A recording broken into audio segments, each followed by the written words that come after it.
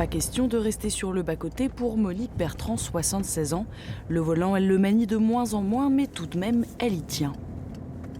Je vais dans le Jura des fois voir mon frère, mais je fais moins de kilomètres que je faisais. J'en ai fait beaucoup, mais j'en fais moins. Tant que je peux conduire, c'est vraiment bien. Je vais un peu trop. Ça vous permet de sortir, d'aller faire mes courses, d'aller chercher mes petits-enfants. Parce que vous voyez, mon mari ne peut plus conduire, qu'est-ce que je fais? À Maillé, il n'y a rien. À part la boulangerie, c'est tout, on n'a rien d'autre. C'est pourtant à Maillé et Chazelot, en Haute-Saône, que Monique rejoint chaque semaine d'autres volontaires sur les bancs de l'auto-école. Pas en dessous. Ah ben là, il faut aller au milieu. Une remise à niveau nécessaire car pour certains, le dernier contrôle technique remonte à quelques années. J'ai passé mon permis en 1988, je crois. Ça fait 50 ans. À 18 ans, ça fait 50 ans, plus de 50 ans. Qu'est-ce qui a changé? Des fois les nouveaux panneaux, les ronds-points. Pourquoi les ronds-points? Les ronds-points, ils n'existaient pas dans le temps.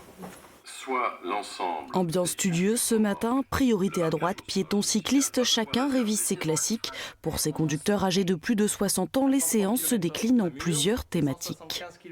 Sur la vue, sur l'audition, sur les réflexes, sur la capacité à bouger, à se servir correctement de son véhicule. Avec l'âge, les capacités physiques, physiologiques peuvent évoluer, diminuer.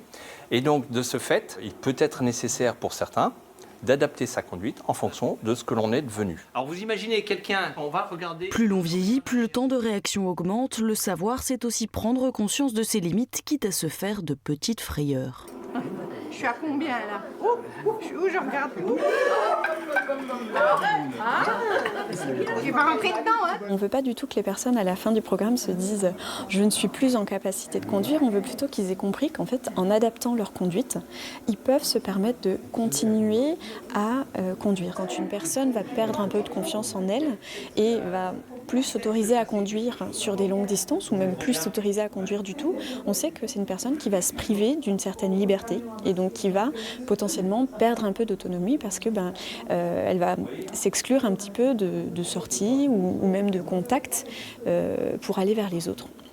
Gagner en vigilance, en attention et en confiance, ces ateliers visent à combiner la sécurité de tous et la lutte contre l'isolement des personnes âgées.